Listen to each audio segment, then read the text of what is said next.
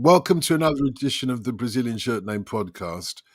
We are talking about an iconic game today, as we always do. But today is even more iconic, Tim, to a certain extent, because arguably it was played on the new St. Patrick's Day, if you know what I mean.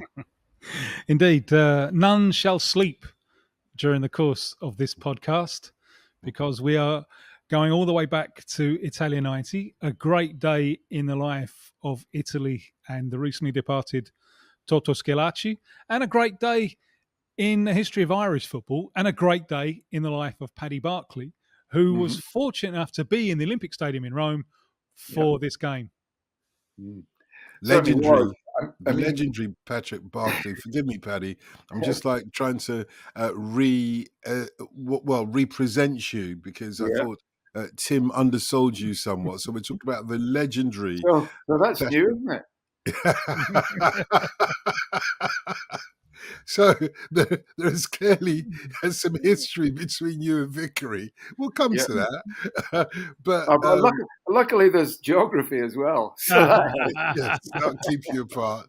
But you know, you're proper sporting or sports writing legend, I should say, for many papers, all the great papers from the Times, the Telegraph, the Independent, and so on. So it really is a pleasure to have you with us. So take us there. 30th of June, 1990, Italia 90. Italy, the home team, against lowly Ireland, managed by the one and only Jack Charlton. Talk us through it. What do you remember? Well, not so much lowly Ireland, because I mean, many great tournament memories for me. I was, like Tim's a current journalist. I was a journalist at that time and football writer, and I had great memories of travelling with Jack Charlton's Ireland or going to matches. I mean, not just because I'm Scottish, but 1988, where they knocked. Well, they began the unhinging of England in the European Championship by winning through a goal. I think it was Ray Houghton, who was Scottish, as everybody knows. Yes, we could hear that in the way he spoke. Yeah, absolutely. But no, I mean, obviously lowly. They compared with the tournament favourites and hosts Italy. Yeah, certainly. But it was a wonderful. I've got lots of great memories of Ireland. I mentioned 1988 when they beat England, 1990, which we're talking about now, and of course, 1994, the great day in the Giant Stadium, where they actually beat Italy. But let's take each episode as it comes, and what I can remember most, I've had to refresh my memory a bit about the game, but the atmosphere was fantastic, and it was an education really to see so many Irish fans in there at the Stadio Olimpico. I think 15,000 Irish fans, and the thing I can still remember, and it still makes me a little bit emotional, the way they respected the Italian anthem. Well, I was used to ill-mannered crowds from England booing opposing anthems, and even Scotland, booing the English, the British anthem. So it was just wonderful to see 15,000 Irish fans respectfully holding up their banners as a salute. I remember, I can still see it now. And being absolutely silent, while the Italian anthem was played, and of course then belting out their own with considerable gusto. It was a great atmosphere. It was a wonderful, wholesome atmosphere, and then the game began, and Ireland, as so often in big tournaments, acquitted themselves well. Yeah, it was one of those, when you mentioned 15,000 Irish fans, it sounds like a lot, but not when they've been virtually not drowned out, but I would argue that they were drowned out by 60,000 Italian fans. So it wasn't a fan home or an Irish away fan advantage for the Irish, as it might have been if it was Scotland, was it? No, it wasn't. There was still, very much in the minority, and the atmosphere. I mean, again, I can, it's as if I was back there. The atmosphere really was, almost tact, almost touchable, tangible, and but wholesome. It was good, and um, I felt actually watching the match again, being reminded of it. The Italians, if you look at all the match reports, the Irish journalists were always saying, every time an Irish player so much as looked at an Italian, the referee, who I think was Portuguese, gave a foul. Well, I'm sorry, but that's the laws of the game. Yes. I could not see, Yes. I could not see a single bloody foul in that game that was incorrectly given. That piece of journalism hasn't aged very well, has it? But the Irish, the thing is that the Irish never get beaten fair and square, never. I remember, Celtic is not Irish, but when Celtic got beaten by Porto in one of the European, it was the same again. Porto were diving this, that, and the other. Well, they were a wee bit. They were only diving because that was the only way they could get fouls, get free kicks. And it's the same in this game. The tactics were obviously to just go in that, not viciously, but marginally late all the time on the Italians. And the referee didn't let them get away with it. So that was good. But no, they never lose fair and square. And to be quite honest, when Thierry Henry did that thing in Paris, I thought, right, this time you've got a case. This, at long last, you've actually got a case, and you're not going to get away with it. So handball, caught him red-handed, so to speak. Yeah, absolutely. But on that occasion, they were hard done by, but it was the only one. I've spent much of that month because I've never been to Italy. In fact, I only put that one right a year ago. But effectively in Italy, in Soho, it was a lovely little Italian cafe. That was funny. Called Il Panino on Archer Street. When I found out it meant the sandwich, I was somewhat disappointed. It was owned by this fella from Cagliari, who ended up losing it because he gambled it away on the casino the other side of Archer Street. But I spent pretty much the whole month there, and the only people who went in were Italians, and they were all male, apart from the games. The games were so packed, and I remember how jittery they were about this game. Remember, it's their World Cup. It's Italy's World Cup. They're at home. They're the favourites. It's a strange World Cup for them because they start off with the idea that the hero is going to be Vialli. It's Vialli and Mancini, the duo from Sampdoria. And it doesn't work. So during the course of the World Cup, they discover another attack, with Baggio and also obviously with Schillaci, who was a reserve who'd come from nowhere and ended up just having the month of his life. But also, they were just having a huge attack of nerves the whole time. The round before, they played Uruguay, and I think it was a 2-0 victory, and Uruguayans, they hardly crossed the halfway line. But I remember the headline, because I used to try and read the Gazzetta dello Sport and so on in this cafe, and it was all epic battle against the Uruguayans, and you're thinking, well, how are they going to react when it gets really more serious? And against Ireland, because Italian football, one of the dominant strains behind the kind of the history of Catenaccio and so on, one of the dominant strains behind it is an idea that they were not strong to cope with the Northern Europeans. Il brutto del norte, the brute of the north, the ugly one of the north. How on earth can we cope? And the ultra defensive tradition is part of that. And then along come Ireland, who made no concessions to aesthetics at all. This really was. It was Il brutto del norte incarnate. And they were really, really jittery. I also have a theory that Baresi, the great defender, would rather play against Romario, the great Brazilian, than Niall Quinn and Tony Cascarino. who would put him in a physical battle. So the atmosphere that I was getting was just this one of a nation, Italy, on the verge of a nervous breakdown against a nation, Ireland, that was just enjoying the crack. Yeah. You're absolutely right. Ireland looked confident during that. There was a moment during the game. They certainly weren't cowed at all in any way, shape, or form. And there was a moment, I think it was towards the end of when was the goal? 29, 39, something like that? 39. 39. So it must have been just before that. And Ireland had a corner. And as the corner was won, Niall Quinn had one of those little knowing grins on his face. We're getting on top here. We're not going to lose. And a few of the players said afterwards, we'd never envisaged losing this game, And well, of course, I mean, what happened later was that they let a few minutes later was that they let Italy break on them.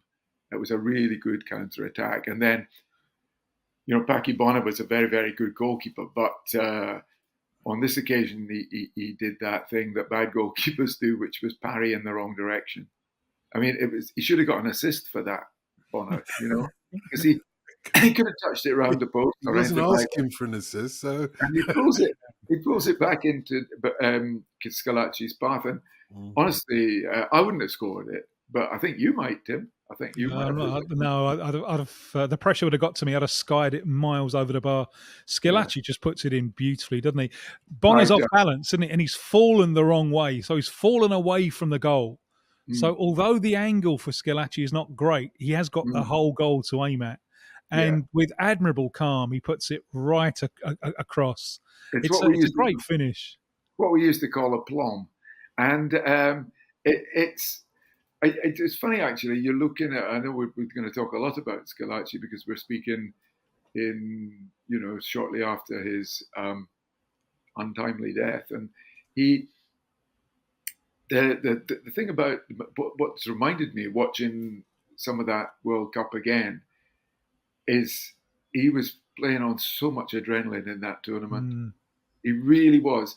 And every little touch he made, I mean, he has a couple of layoffs in the game that are divine. Yeah. And he was coming, peeling off for balls and getting there first. And he was only 5'8". I'd forgotten how small he was. Very small for an all-round centre forward. I think he was. And even the dog agrees with me on that. Yes. Didier Drogba. He's really all the way. And by the way, I was just reminded. What was it you were talking about? A disappointing foreign name to English people. I was just remembering. I stayed in a hotel called the Marivant in Mallorca, and I thought, what a fabulous name for a hotel, until I realized it means sea and wind. It's slightly disappointing. It's very unimaginative, isn't it? Yes. Anyway, sometimes that's by the way. Sorry. I've really. Jack Charlton blamed the goal on his midfielder Kevin Sheedy because Kevin Sheedy plays a long ball from the left-sided midfielder. He plays a long ball to the feet of his striker John Aldridge. And Jack Charlton's Ireland, they didn't do that. They played, if they were going to play it forward, it was into the channels to chase behind the opposing defenders. They're playing it to feet and getting a kind of Kenny Dalglish figure to turn and spin with it. They didn't do none of that. Yeah. What are your thoughts on this Ireland side? Because I'm going to alienate many people from that fair country now. I despise the Jack Charlton team. I just found them. I thought they were capable of more, and I think the performance that they came up with in this Italy game is proof of it. But if you look at this World Cup, first there's the dreadful game played against England in a thunderstorm. Then there's the game against Egypt, which is one of the worst 90 minutes I've ever seen in my life. It reminded me a little bit of that Monty Python Philosopher's Game when no one wants the ball. Yeah. It was just a dreadful game. Socrates. Yes, yes. And Charlton, he had the gall to moan about Egypt's negative approach afterwards. He said, they never wanted to come out and play against us. And how did he get away with that? And then there was a Holland game, which is a disgrace. Because at the point that it's 1-1 and they're both, the result from the England game means they're both going to qualify. Yeah. Nothing else happens. Yeah. We're just going to, and then there's the Romania game where I thought Romania were a better side but couldn't score, and the Irish did it on a penalty shootout. So I was genuinely worried because I hadn't won a game. I was really worried that they were going to go all the way without winning a game. And Jack was really happy about this. He said, if the rules let us go all the way without winning a game, that's what we're going to do. And so I thought, please take this team away, please. How did you, as an aesthete of the game, Paddy, how did you feel about them? Yeah, I think everything you've said is justifiable. Personally, I watched the rise of Ireland. Let's face it, 10 years earlier, Ireland had been a rugby country. Still is, of course, but I mean, what happened in the Charlton years was fantastic for football, in that it basically brought it to a new country. I know Ireland had produced great players, and Northern Ireland did well in as far back as 1958 and so on, but they. It was exciting to see this, right? I believe that countries should have an indigenous manager, but I don't think it's true of emerging countries. And Ireland at that time were an emerging football country, so I think it was all right for them to cheat and get a few English people and an English manager, because Tony Cascarino. Well, Cascarino, exactly, who wasn't even eligible, as we later found out. Yeah, that's. As he confessed. Yes. Yeah, and Aldridge and all the rest, Townsend, and I mean, but I think it's okay then that in that case. I mean, if Brazil had an English manager or England had a Brazil manager, it'd be disgraceful. But I think that was okay. So that rule they broke, and I thought they were right. The aesthetic, the rule that you've got to be pretty. I don't know. I think they were entitled to play in a different way. I don't see anything wrong with playing a long ball and playing your football from there. I don't see anything wrong in that. No, there's nothing wrong with it, but not everyone has to like it. And it's perfectly legitimate to play that way. Right. But I think we're allowed to have an opinion about it. Oh, yeah. Obviously, you are. And you're not wrong, as Paddy says, Tim. But isn't the beauty of the World Cup and these international tournaments that you're not necessarily supposed to like the football, but you can get other things from it. For Ireland, as we've already intimated, are the much smaller nation, not just geographically and population-wise, but also football-wise. And within that, you have to find a culture. And I think this is a point that Jack Charlton was making. You have to find a point, your comfort zone, for which in which you play against a certain team. The difference between Ireland and Italy in this game, because Ireland had their chances. John Aldridge had a really decent chance of a headed goal, for example, was that Scalacci, who we're talking about, was a finisher, whereas Ireland didn't really look like that they were going to penetrate the Italian defence. I never imagined them scoring a goal. Exactly. Never imagined them scoring a goal. So they've got to find a different way of playing, haven't they? No, I agree. And it is, if you're a Paraguay or an Ireland, it is valid. But it's hard for it's a hard watch for the neutral, though, isn't it? Yes, no, I totally agree with that.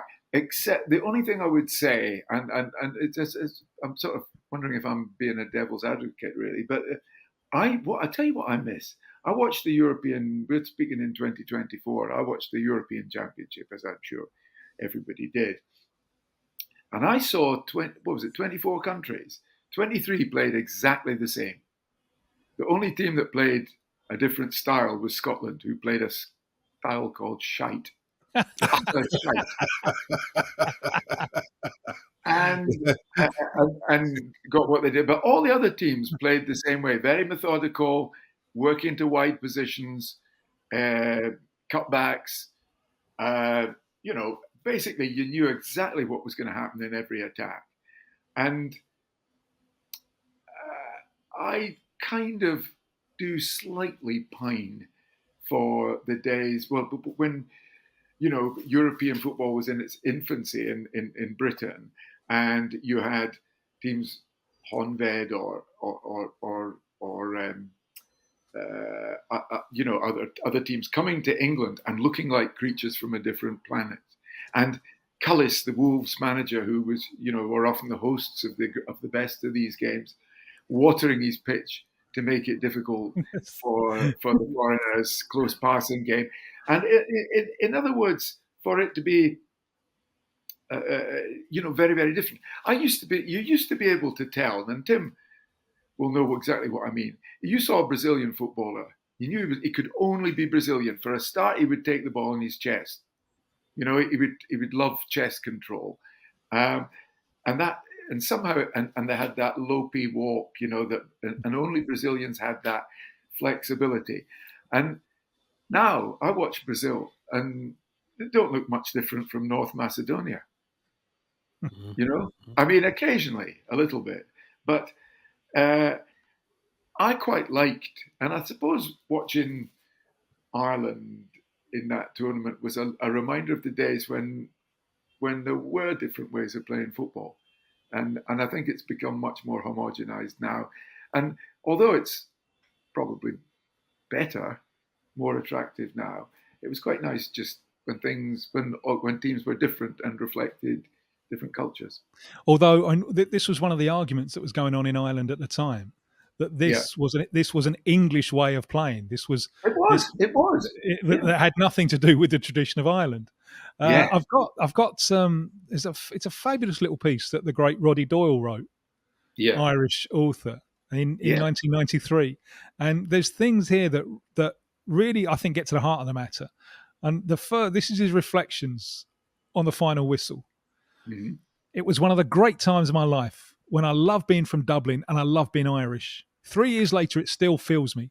The joy and the fun and the pride, adults behaving like children, Packy Bonner gritting his teeth, being able to cry in public, getting drunk in daylight, the T-shirts, the colour, Mick McCarthy's long throw, the songs, the players, Paul McGrath, the excitement and madness and love. It's all still in me, and I'm starting to cry again. And that's lovely. That's what what the collective experience that football can give you. On the other hand, in the same article, he talks about Eamon Dunphy. Eamon Dunphy was a very good footballer, especially with Millwall, an Irish international, and a very interesting pundit. Although you might not always agree with him, but he's got an opinion. And Eamon Dunphy criticised the side, especially after the dreadful draw with Egypt. He threw his pen down on the table and said he was ashamed. Yeah. And in this article, Roddy Doyle writes, it was simple but ugly. You were either pro-Charlton and anti-Dunphy or the other way round. Neutrality wasn't acceptable. No interest in football wasn't an excuse. The football didn't matter. You had to be for one or the other, him versus him. I was a Charlton man. And then when they score in Holland, the whole bar is chanting Eamon Dunphy is a wanker. And I find that troubling. I'm kind of immune to the big forces of either religion or nationalism. I don't really understand them.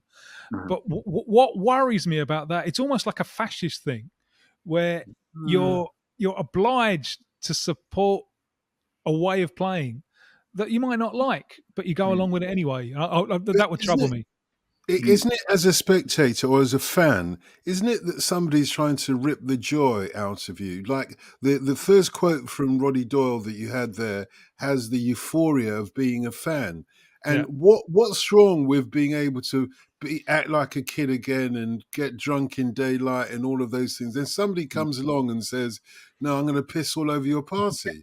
No, you're not having it, are you? You just like, you tell them where to go. I understand let him have an opinion. But Tim, it's like, you said, I missed what you said. I can't quote you back, It was but rubbish anyway. yeah, something like that. Yeah, you said it was rubbish anyway. But the nearest team to me, as you know, is Barnet, who have been in the 4th tier.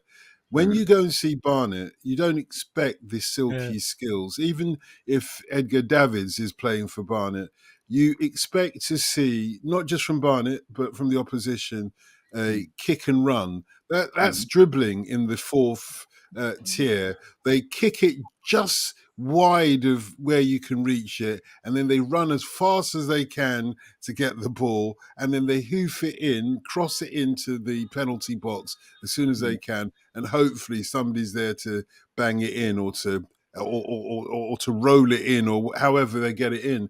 You're not expecting to see, and I think that's partly how, I don't know what you think, Patrick, but that's partly why Italy had it so, or it was made so difficult for Italy, because they weren't quite able to deal with the hard tackles that were flying in. They weren't quite able to deal with the way that Ireland approached the game. Even there was one tackle that Roberto Baggio was felled in, and you could see his face, like, hang on, I'm Roberto Baggio. Well, actually, you're not.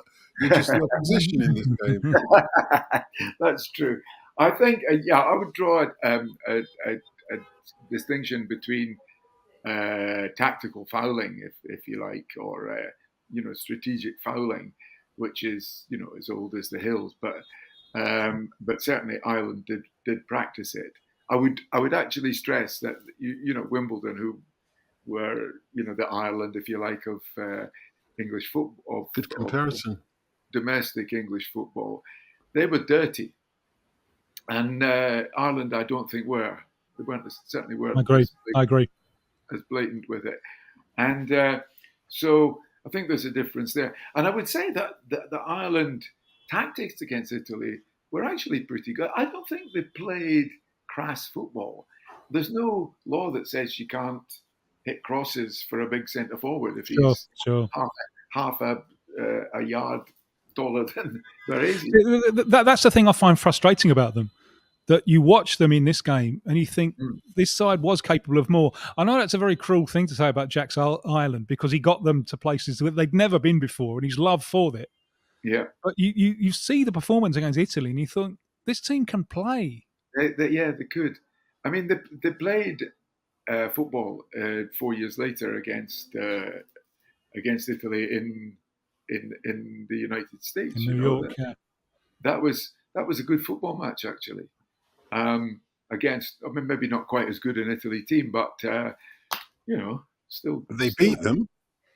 Well, yes, and I'll never forget. But watching Paul McGrath, in that game, I mean, what a great footballer he was in either position, whether he was at the back, in a back four, a back three, or in midfield. He was just a fantastic footballer. But anyway, that's digressing.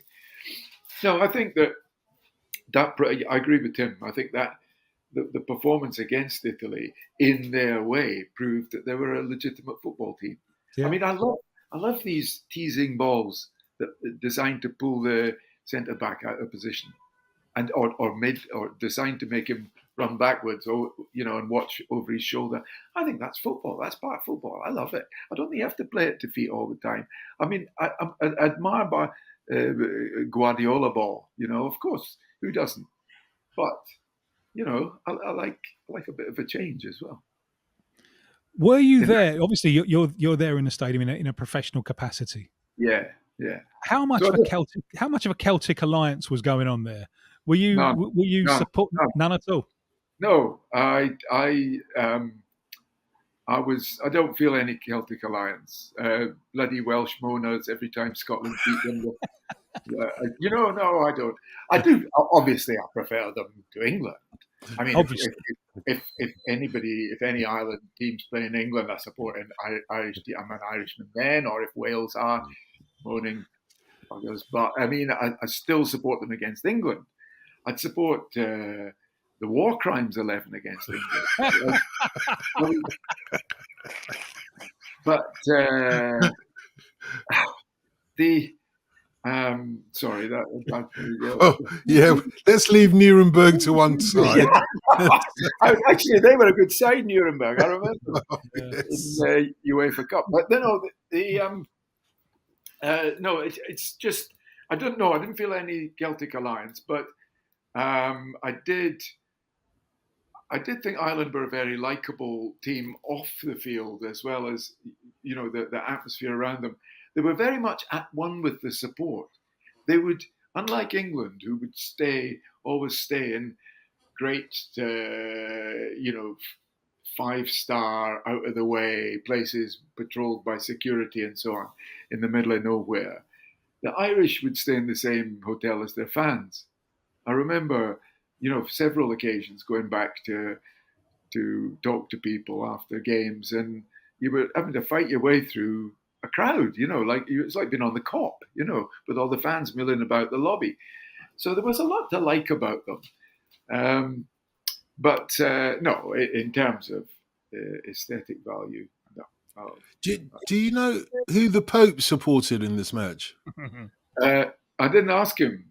Oh, I you had didn't an even know audience who he from the Pope, and you didn't ask him. I didn't know who he was, but and I think vice versa. But they no, I don't know who would the Pope have supported in that one. That would have to be Italy, because that's his local team. Yeah. I suppose if it was Vatican against Italy, he'd support Vatican. Yeah, Vatican would obviously win. Okay, so the goal, Scalacci's goal we talked about. This is another point that Roddy Doyle makes. He said, "I was glad that it was Scalacci who got the goal." Yeah, because everybody loved Scalacci. Yeah. But there was something about his manner, the fact that he was on the short side. He played with a smile on his face and passion, tremendous passion. He was also quite good looking, wasn't he? He was quite sort of in a sort of little man way, He was glamorous anyway, and he had an everyman quality about him, with his perpetual motion and so on. He was popular throughout the world, wasn't he? But okay, only for a brief period. But I'm trying to think of other people who've dominated tournaments as he did. And I can't think of too many, well, apart from Pavarotti. I think he was just the face of that tournament, wasn't he? He was. We're still going to talk about Pavarotti. Yeah. Why do you think that was, though, Tim? You said that he had the game or the month of his life. And it's a really nice way of putting it, in tribute to Scalacci, the month of his life. And you think about the amount of things that have got to come together for you to have the month of your life, for you to up your game, if you like, at that precise moment. It's the undoing of many greats in football, that they just can't put everything together for that month. Is there any thoughts, theories about what happened with Scalacci? Partly it's opportunity, because he's a kind of wild card anyway. He's only just getting into the squad, and had everything gone to plan, had Vialli and Mancini fired as they were firing for Sampdoria, he wouldn't have got a game. He'd just been an unused member of the squad. But the first game, it was Austria, and you could feel the tension, the burden of playing at home. Home in a World Cup can be an advantage, or, and as Brazil found in 2014, it can be a dreadful impediment, carrying the weight of all of that. And the Vialli Mancini thing, you could feel it in that first game. It's like panic in the stands, and one of the great things about football is the people in the stadium help set the mood. It transmits, and so the coach Vicini is looking for his goal. So he makes a change and he throws on Scalacci, and Scalacci gets the goal, and then he's away.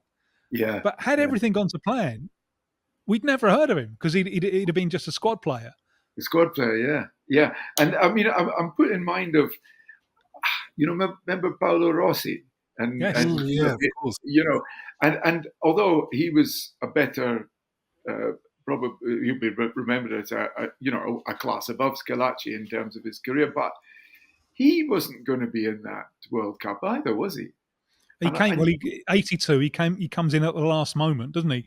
Because he's only just unbanned. He's been banned for his involvement in a bribe scandal. And in the first games, he's fucking useless. Nothing from him at all. And then suddenly, bang, bang, bang, bang, and he wins the World Cup. And he was never the same again afterwards. There is a similarity there. Yeah, and the other, I'm maybe stretching a point here, but in fact, I can feel that I am. But I'm put in mind of Denmark at the European Championship. They weren't expected to be there. They weren't fit. They had to drag themselves more or less off the beach. The manager got into trouble with his wife because he'd promised to use the summer to fit the kitchen in his house. IKEA. What? An IKEA kitchen. Well, listen, I won't hear a word against them. I've never had a kitchen that wasn't IKEA, and I've never been let down. Oh Christ, it's just fallen down. No. No, it's great stuff. And if IKEA want to are listening and want to send me, let the record states. Yes, exactly. Yeah, I mean, it's 56 Thorn Street. Anyway, well, they came late to that tournament, and not for the first time I was put in mind of, are the virtues of preparation overrated? I mean, if you look at this World Cup, there was no preparation. They were playing for their clubs one day. The Qatar World Cup I'm talking about. They were playing for the clubs one day and they went to the World Cup. Did the world end? Because those teams had not had any preparation? No. So that old saying, that the failure to prepare is preparing to fail. You're saying nonsense. Yes, I am. I'm saying nonsense? Question mark. I do think there's I do think that preparation in football nowadays, when players are more or less playing all year round anyway, is highly overrated. I really do, and I wouldn't mind if every World Cup they had no preparation. It's murder for the players. There's only so many jigsaw puzzles you can do.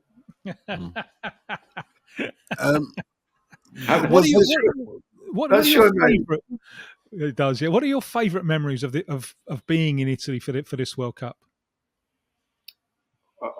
To be honest, the food.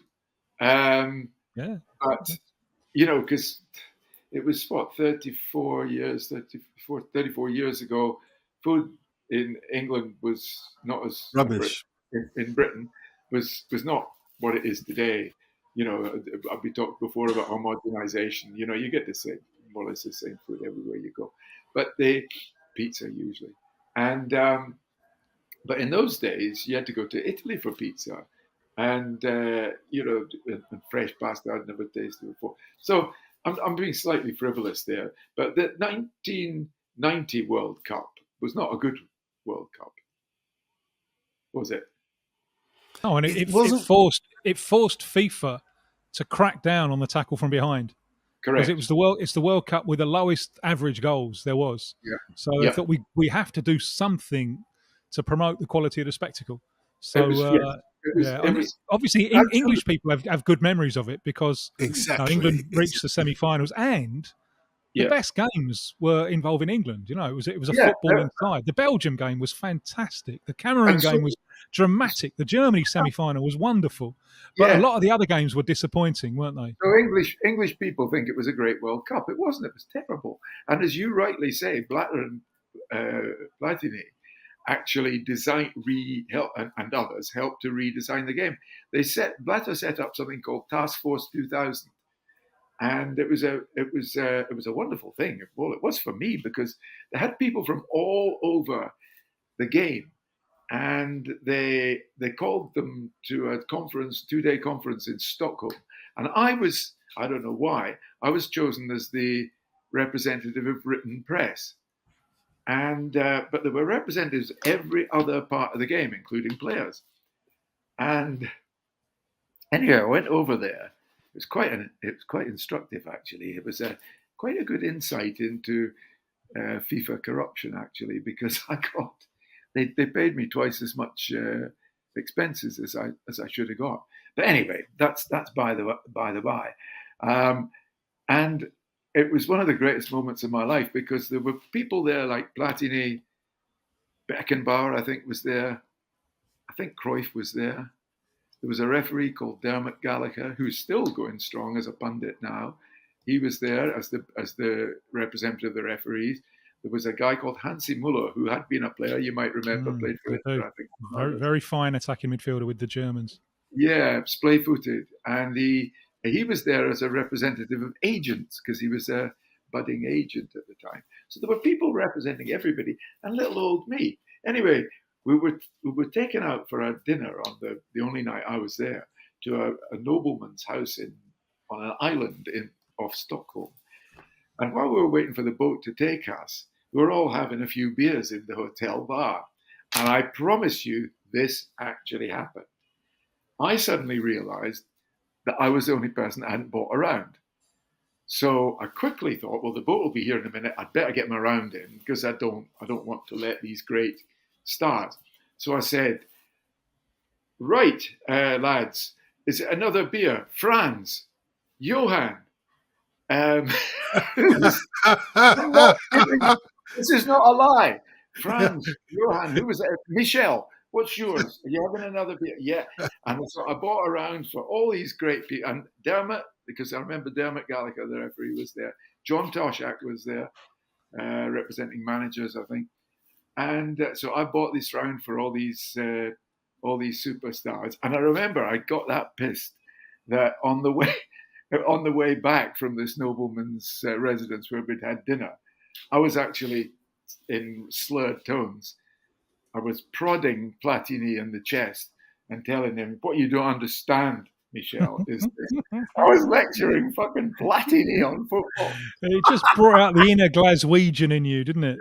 Londonian, but yes, fair point. And also, we have to reimagine Glaswegians buying everybody a drink. We have to reimagine that one. What about you? Hey, you, Michel. Hey, you.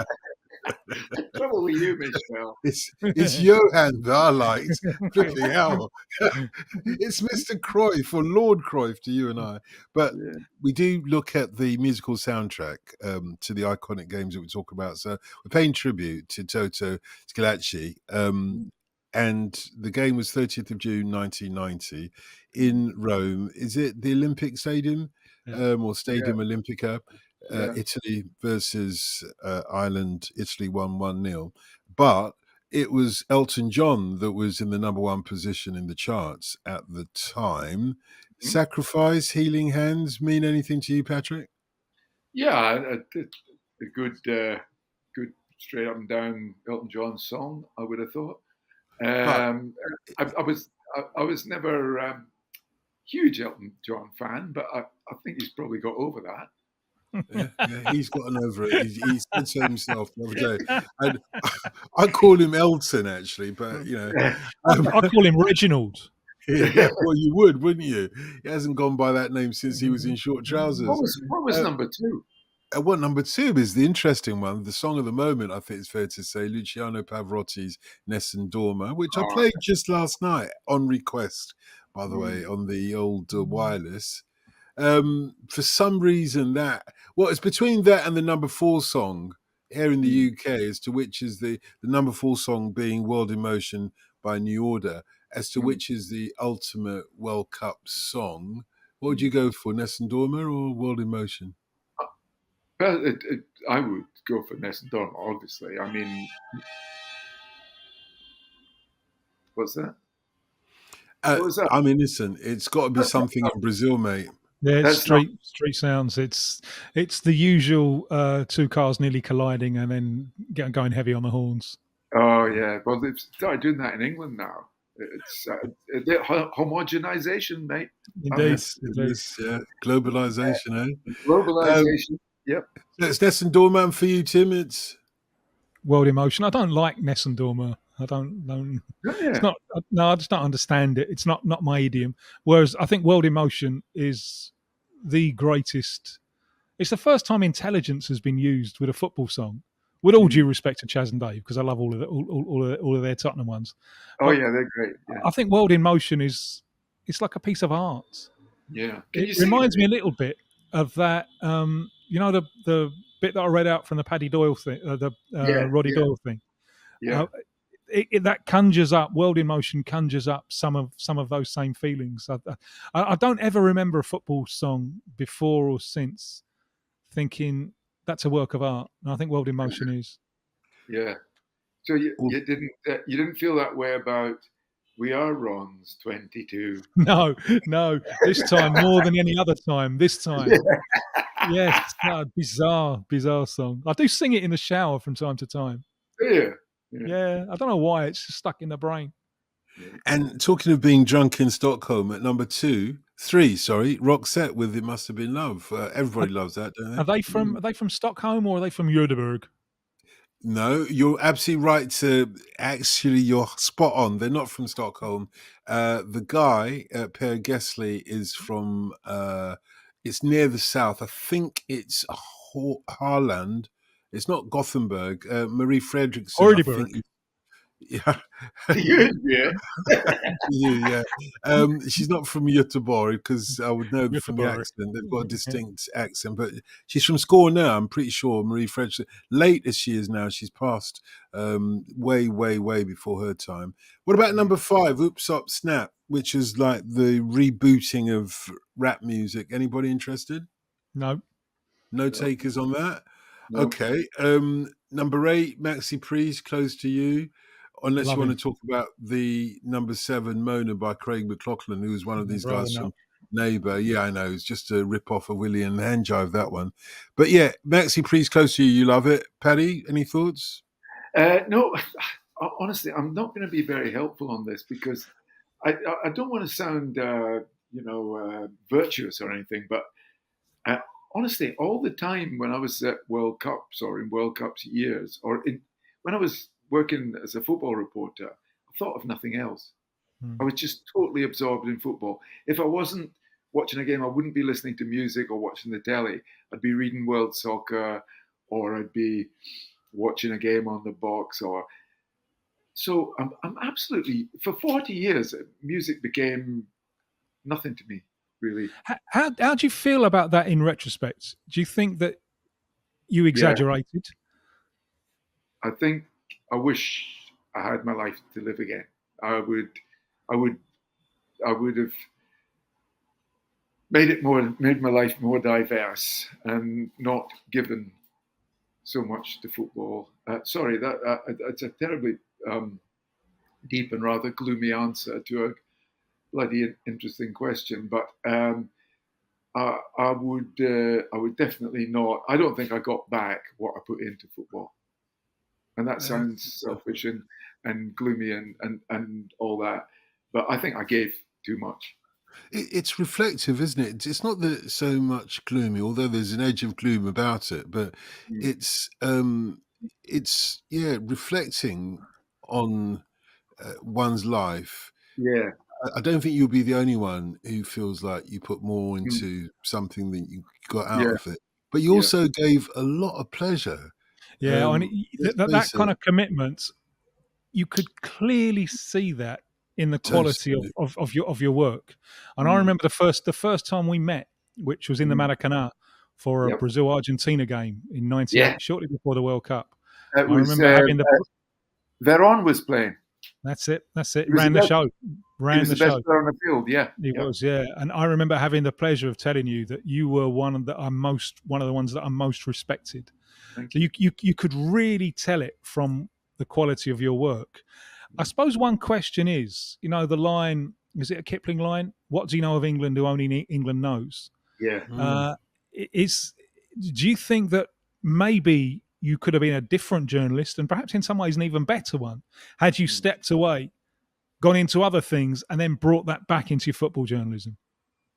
Yeah. Yes, I do. That's sort of more or less what I was. But the other thing, Tim, is to be fair, I was a bit of a lazy bastard. There was nothing I liked better, and still don't, than a comfort zone. And I suppose I remember at one stage I did ask, did you ever know my old sports editor, Charlie Burgess, who No. was with, well, he was I had great sports editors, well, until I went to the Times. and I had the opposite. But Charlie was and at one stage I wanted to be. You'll be familiar with the great sports writer Matthew Engel, and he made his name on cricket and then diversified into other things. And I remember going in to see Charlie and saying, I want to go to different sports and do different things. I want to be more like Matthew Engel. And Charlie says, Paddy, you're not Matthew Engel. Now let's go and have a drink. And that was the end of it. And from then on, I just concentrated on football. And actually, it sounds ridiculous to complain, because when you've done what I've done, and I've watched all through the careers of Diego Maradona and Leo Messi, I've watched them from being teenage boys. I saw them both first play when they were 18, just going on 19. And to have watched them right to the end of their careers. So, it was and the funny thing is, this is one bloody regret I've got. And I think it says a lot about the media. I'm maybe the only person, one of the few people in the world, who's seen those two great players, Argentine players, play for, all of their clubs and their countries in, dozens, in loads of World Cups and multiple stages. And I get asked, what do you think of the motor racing? And I don't know. I couldn't give a shit about the motor racing. And nobody has ever asked me about Messi or Maradona. What's your impressions having seen them all through your career? But, that's just the way the media are. Well, my next question is, what's your impression of Messi and Maradona, Patrick? You managed to see them throughout their careers. I'm not sure. I'm just not sure. But do you remember who first asked you that question? Please don't forget that. Yeah. Well, obviously I know that the quality of the questions on this program is going to be better than Thank you. the media as a whole. But no, of course, Maradona was in a class of his own, the best player I ever saw, and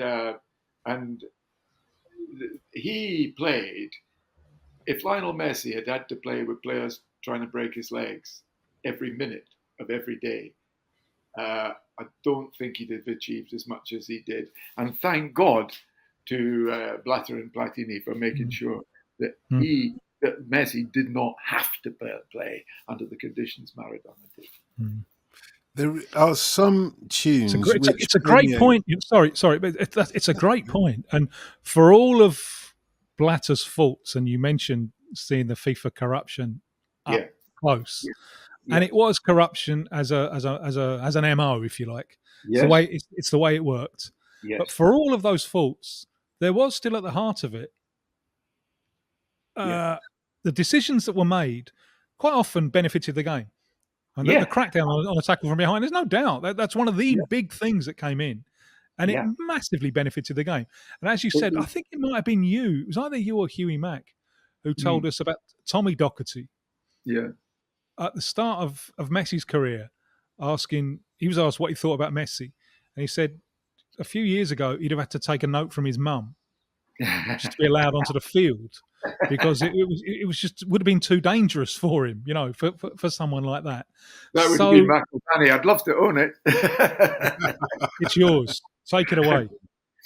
I was going to say that there are some tunes that, even if you've got no interest in music, that just permeate the landscape, whether you're concentrating on football in the World Cup or otherwise. Well, we know that Paddy's a rocker. We found that out from he's a bit of a headbanger. AC/DC. Where would I have liked to have been? The AC/DC live in River Plate. Yeah, that's not a bad one. There are some nods. There are some nods to what the Swedish like to call Iron Maiden. Bruce Dickinson's in there at number 23 with all the young dudes. Poison's in there with Unskinny Bop, and there's one or two others. But what I was going to say was that number 13 is a tune that completely was the tune of 1990. You can't touch this. Yeah, I can actually. I'm going to touch it twice. See if you like it or not. But beginning of 1990, I went to live in Los Angeles, and I went to write for the newspaper in Los Angeles, and within about 2 weeks of my being there, they wanted to send me up to Oakland to interview this young rapper called MC Hammer. So I flew up there, did the interview, etc. And then even before the plane touched back down in Los Angeles, he was the biggest thing certainly in California, within a week, probably in the United States, within a month, right across the world. Surely you have heard of bum bum bum bum bum bum bum bum bum bum bum. You can't touch this. Yes, I have heard of that. Thank you. A very good rendition, by the way. But I was very interested to hear, as you told that story, how just one interview from you can transform a career. There are many others. He's still getting the checks from I'll tell you what, Tim. If he can do for us what he did for MC Hammer. Indeed. Remember, it blew up before I touched back down to Los Angeles to write the article. You know what we music journalists are like? We don't have the same pressure as you sports journalists to file the copy in before we get on the plane. So it was whilst I was in the air thinking, the guy was all right. He's not all that. That he became all that and all right for everybody. But it just fits in with Schillaci, isn't it? Because Schillaci had that month when you couldn't touch him. Just that month. Yeah. And it fits in with. Sorry, Paddy. No. I was just saying in agreement. I'm just trying to think of. I remember Bernd Schuster when he was 19, dominating a European championship, but never quite. Apart from Maradona in '86, Platini at the European Championship of '84.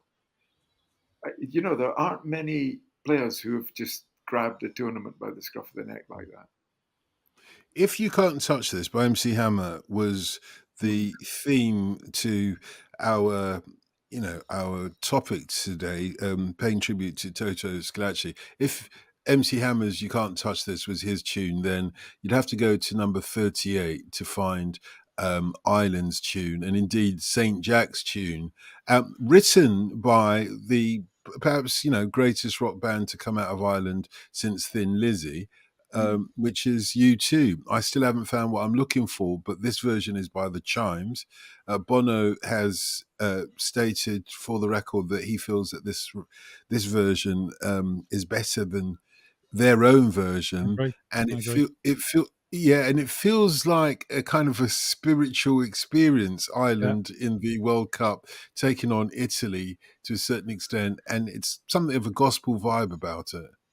But at the end of the day, just like England after '66, Ireland, as Scotland as well, we're all in the territory of the number 79 record in the charts. Let me scroll down. I can't wait to get there. I can't believe you don't know. No, hang on a second. You are getting divorced, pal. You are getting divorced. Hang on a second. 1 second. When I went through the charts, I clearly saw that my wife was in the charts. Don't get me wrong. And if you're looking at the number 79, Paddy, my wife is not Courtney Pine. It's just because the song is "I'm Still Waiting," a cover of the Diana Ross classic by Courtney Pine, the jazz saxophonist, and my missus, Queen of Lovers Rock, Carol Thompson. It's a beautiful version of a wonderful song. It's beautifully sung. It's beautifully played. It's a wonderful song. That's going to be my post-match entertainment today. Yeah. Well, actually, if you don't mind, let me send you her latest song, Paddy. Okay. Yeah, I will send it to you by post now. It's on Spotify and all of these things. I'll send it to you by email, which is a tune called September. And if you listen carefully, it might be the metaphor to the perhaps regrets that you have about concentrating too much on football, because September is used as a metaphor for the autumn, for the autumn of our lives. After the long hot summer just passed us by. Exactly. You like it, Tim. I'm glad to hear. It's my favourite song of hers. She's written a blinder in that one. She didn't Yeah. write "I'm Still Waiting," but she wrote September, and I'll send it off to you as well. You know when coming on this brilliant show, they told me your huge team of greeters and researchers told me that it's called the Brazilian shirt name. I didn't know the actual title is In the Psychiatrist's Chair. Well, it's the Brazilian shirt name in the psychiatrist. So it's one long thing, so we thought we'd abbreviate it. Oh, did If we you never could just mention lie that? down now No. and tell me about your childhood. Yes. Yeah, Do indeed. you remember In the Psychiatrist's Chair with Dr. Anthony Clare? I remember it, yes. He was a fantastic broadcaster, as indeed you are. But well, we all are. We all yeah. are. We all are. You know, those of us who have spent a bit of time doing broadcasting, we become good, don't we, eventually? Look, it's an absolute pleasure, Patrick. We don't speak enough, actually. So Well, let's make it even more regular. yes, And please. your anecdotes are beyond comparison.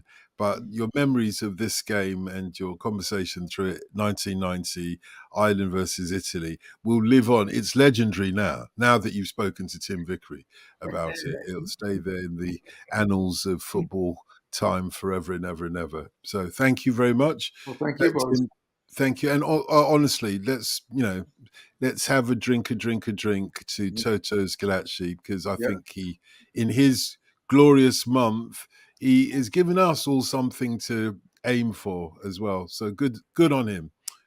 Thank you.